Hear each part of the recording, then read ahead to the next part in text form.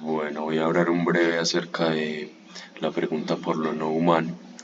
eh, a través de primero esta pregunta, ¿cómo configuramos la comprensión de nosotros como especie en una relación jerárquica con respecto a las otras especies?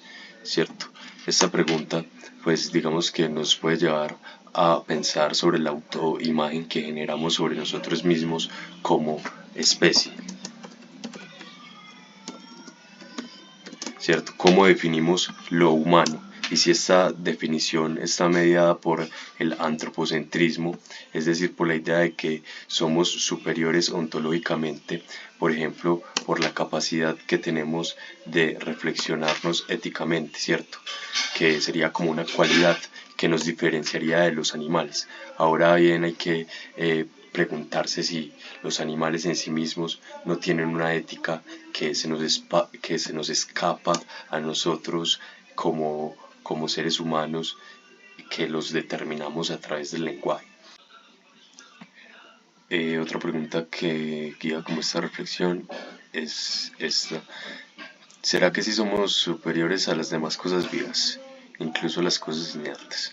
O sea, porque esta superioridad ontológica entre el ser humano y las demás especies y, por ejemplo, también las especies vegetales, si somos completamente dependientes de, primero, pues la atmósfera, que es algo inerte, segundo, de las plantas, ¿cierto? Y bueno, pues uno podría como pensar que, cuáles son los criterios para establecer que el ser humano tiene una superioridad con respecto a los demás seres, ¿cierto? Entonces, cómo las definiciones que hacemos sobre nosotros mismos excluyen a las demás cosas, estableciendo jerarquías, ¿cierto? Como la definición de lo humano deja por fuera todo lo no humano y, aparte de dejarlo por fuera, dice que es algo inferior, ¿cierto? Entonces la pregunta sería si podemos abandonar y cómo abandonar las jerarquías ontológicas, que implicaría una manera de relacionarnos con la naturaleza pues bastante eh, diferente a la que tenemos en este momento, creería yo. Bien, otra pregunta es, ¿qué nos separa de los animales? ¿Cierto? ¿Acaso nos diferencia el lenguaje? Y si nos diferencia el lenguaje, pues acaso no hay otros tipos de lenguaje fuera del logos, ¿cierto? Que es como la articulación lingüística propiamente humana, ¿cierto?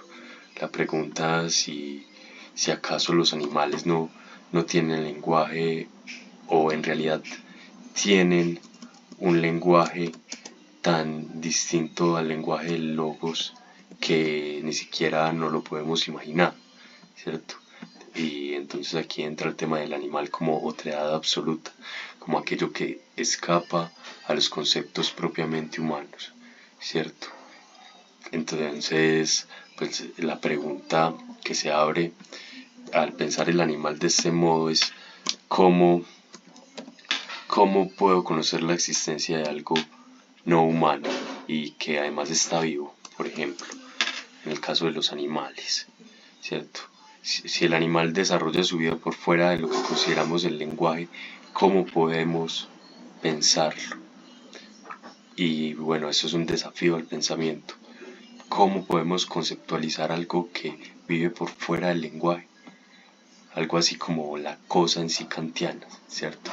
Que no se puede categorizar bajo los elementos nociológicos humanos.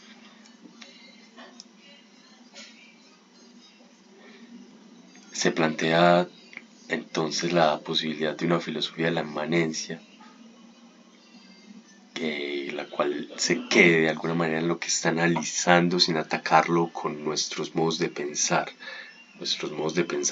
propiamente antropocéntricos, ¿cierto? Bien, entonces Otra pregunta que se abre es cómo el concepto mismo de animal borra la existencia concreta de los animales. Es decir, cómo nosotros al definir algo que escapa al lenguaje que utilizamos normalmente, que es el lenguaje de logos, cómo al definir algo así, simplemente borramos su existencia concreta. Y con existencia concreta quiero decir su, su vida propia, con toda su riqueza y toda su complejidad fenomenológica. Bien, hasta ahí el comentario.